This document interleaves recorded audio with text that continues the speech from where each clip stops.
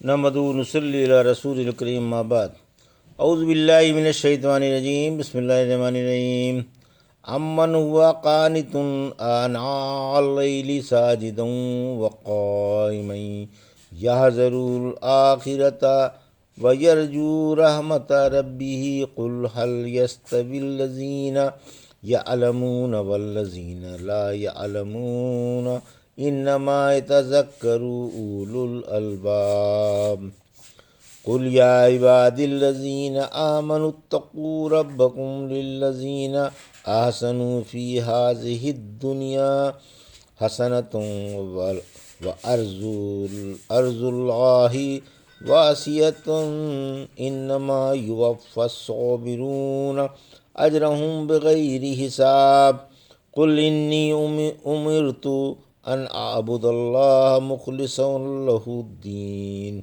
وامرت lawn اکون اول المسلمین قل انی اخاف ان عصیت ربی عذاب یوم عظیم قل اللہ اعبد مخلصا لہ دینی فاعبدوا ما شئتم من دونه قل ان الخاسرین الذین خسروا انفسهم واهلیہم یوم القیامۃ الا ذلک هو الخسران المبین لهم من فوقهم ظلل من النار ومن تحتهم ظلل ذلک یخوف اللہ به عبادہ یا عبادی فاتقون۔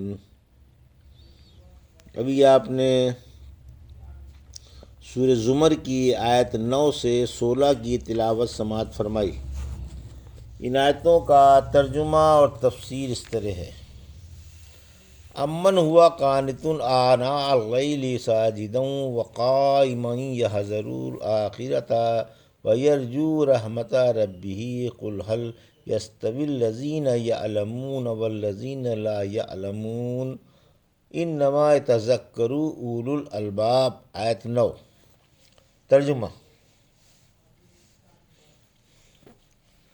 کیا وہ آدمی جو اوقات شب میں سجدے اور قیام کی حالت میں مصروف رہتا ہے اور آخرت سے ڈرتا رہتا ہے اور اپنے رب کی رحمت کا امیدوار رہتا ہے، مشرک کے برابر ہو سکتا ہے؟ آپ فرما دیں، کیا عالم و جاہل برابر ہو سکتے ہیں؟ نصیحت کی باتیں عقل والے ہی مانتے ہیں۔ یہ تھا ترجمہ سورہ زمر کی آیت 9 کا تفسیر۔ آیت 9: فرما بردار و گنہگار برابر نہیں، یعنی ایک تہجد گزار اور آخرت کا اور رضائے رب کا امیدوار ایک گنہگار و بدکردار کی برابر نہیں ہو سکتا۔ سورہ آل عمران کی آیت 113 میں فرمایا وہ برابر نہیں۔ بعض اہل کتاب دین پر قائم ہیں، ساعات شب میں اللہ کی آیتیں پڑھتے ہیں اور سجدے کرتے ہیں۔ پھر فرمایا آخرت سے ڈر رہا ہے اور امیدوار رحمت ہے، یعنی ایک طرف اللہ سے ڈرتا ہے تو دوسری طرف اس سے اچھی امیدیں بھی رکھتا ہے۔ عبادت میں خوف و رجا کا ہونا ضروری ہے اور زندگی میں خوف کا اور مرتے وقت امید کا غالب ہونا لازمی ہے۔ ایک دفعہ رحمت عالم صلی اللہ علیہ وسلم ایک آدمی کی بیمار پرسی کے لیے تشریف لے گئے۔ بیمار جاں بلب تھا، حال پوچھا، بولے اللہ کی رحمت کا امیدوار ہوں اور گناہوں پر رو رہا ہوں۔ فرمایا ایسے وقت جس مومن کے دل میں یہ دونوں باتیں جمع ہوں، اللہ اس کی امید ضرور پوری کرے گا اور اسے خوف سے یقیناً نجات بخش دے گا۔ رحمت عالم صلی اللہ علیہ وسلم نے فرمایا جو ایک رات میں 100 آیتیں پڑھ لیتا ہے اس کے لیے رات بھر کا قیام لکھ دیا جاتا ہے۔ پھر فرمایا عالم و جاہل برابر نہیں ہوتے، یعنی موحد و مشرک برابر نہیں، دونوں میں فرق ارباب عقل ہی جانتے ہیں، اسی لیے وہ توحید پر قائم اور شرک سے بیزار رہتے ہیں۔ قل یا عبادی الذین آمنوا اتقوا ربکم للذین احسنوا فی ہذہ الدنیا حسنۃ ارض اللہ واسعۃ انما یوفی الصابرون اجرہم بغیر حساب۔ آیت 10، قل انی امرت ان اعبد اللہ مخلصا لہ الدین۔ آیت 11، وامرت لان اکون اول المسلمین۔ آیت 12۔ ترجمہ، آپ فرما دیں، اللہ فرماتا ہے، اے میرے مومن بندو، اپنے رب سے ڈرو، جنہوں نے اس دنیا میں اچھے عمل کیے ان کے لیے جنت ہے، اور اللہ کی زمین فراخ ہے، صبر کرنے والوں ہی کو ان کا اجر بے شمار دیا جائے گا۔ آپ فرما دیں، مجھے حکم ہے کہ میں خالص اللہ ہی کی عبادت کروں، اور مجھے حکم ہے کہ فرما برداروں میں اول رہوں۔ یہ تھا ترجمہ آیت 10، 11 اور 12 کا۔ تفسیر۔ تقوی کا حکم۔ آیت 10، مومنوں کو حکم ہے کہ وہ اطاعت و پارسائی پر جمے رہیں، جو اس دنیا میں نیک عملوں پر جمے رہے ان کے لیے دنیا اور آخرت میں عیش ہی عیش ہے۔ پھر فرمایا، اللہ کی زمین کشادہ ہے، یعنی یہاں سے ہجرت کرو، اللہ کی عبادت میں مشقت اٹھاؤ اور بتوں سے الگ ہو جاؤ۔ جب تمہیں کسی سرزمین میں گناہوں کی طرف بلایا جائے تو وہاں سے ہجرت کر جاؤ۔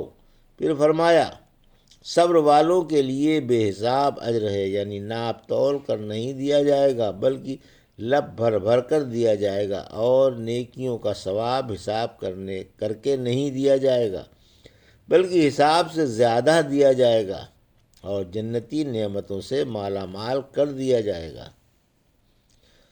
آیت 11، 12، اللہ کی خالص عبادت کا حکم، یعنی مجھے اللہ ہی کی خالص عبادت کا حکم ہے جو بلا شرکت غیر ایک ہے، اور یہ بھی حکم ہے کہ میں سب سے پہلے دولت اسلام سمیٹوں۔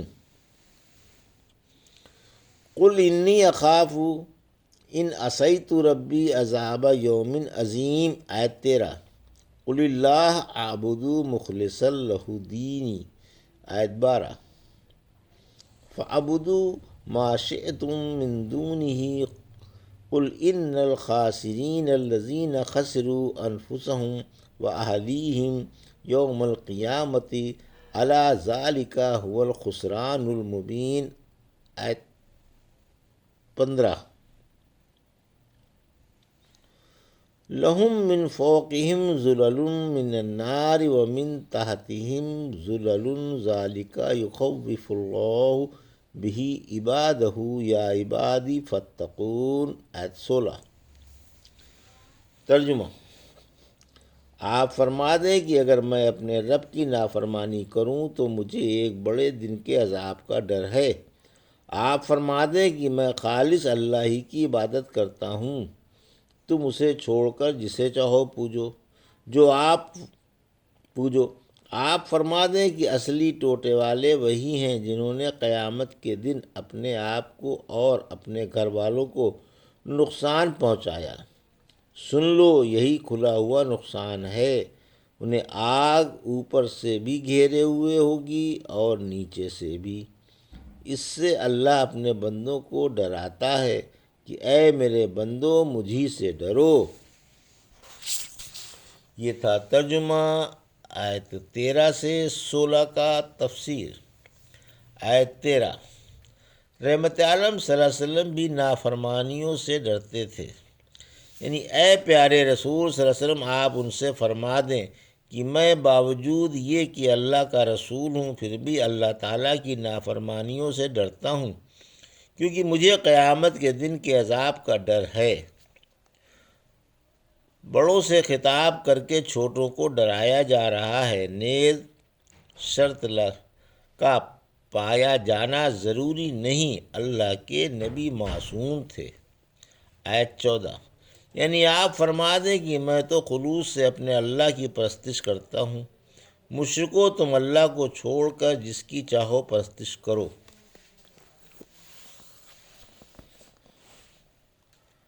ان الفاظ میں دھمکی اور شرک سے بیزاری کا اظہار ہے۔ آیت 15، یعنی اصلی نقصان والا وہی ہے جو اپنے آپ کو اور اپنے گھر والوں کو قیامت کے دن نقصان پہنچائے۔ ایسوں کی کبھی ایک دوسرے سے ملاقات نہ ہوگی، خواہ ان کے متعلقین جنتی ہوں یا جہنمی یا دونوں ہی جنتی ہوں، اور نہ انہیں کبھی راحت نصیب ہوگی۔ آیت 16، یعنی انہیں آگ کے اوپر نیچے سے گھیر رکھا ہوگا، انہیں آگ نے اوپر نیچے سے گھیر رکھا ہوگا۔ سورہ اعراف کی آیت 41 میں فرمایا یعنی آگ ہی کا بچھونا ہوگا اور آگ ہی کا لحاف۔ سورہ عنکبوت کی آیت 55 میں فرمایا جس دن انہیں آگ اوپر نیچے سے ڈھانپ لے گی، اور اللہ فرمائے گا اپنے عملوں کا مزہ چکھو۔ پھر فرمایا اس سے اللہ اپنے بندوں کو ڈرا رہا ہے، یعنی یہ خبر جو لامحالہ ہونے والی ہے دے کر اللہ اپنے بندوں کو ڈرا رہا ہے تاکہ حرمتوں کے پردے چاک نہ کریں اور گناہوں سے باز رہیں۔ پھر فرمایا اے بندو میرے عذاب و غلبے سے اور میری پکڑ سے ڈر جاؤ۔ یہ تھا سورہ زمر کی آیت 9 سے 16 کا ترجمہ اور تفسیر جو بھی آپ نے سماعت فرمائی۔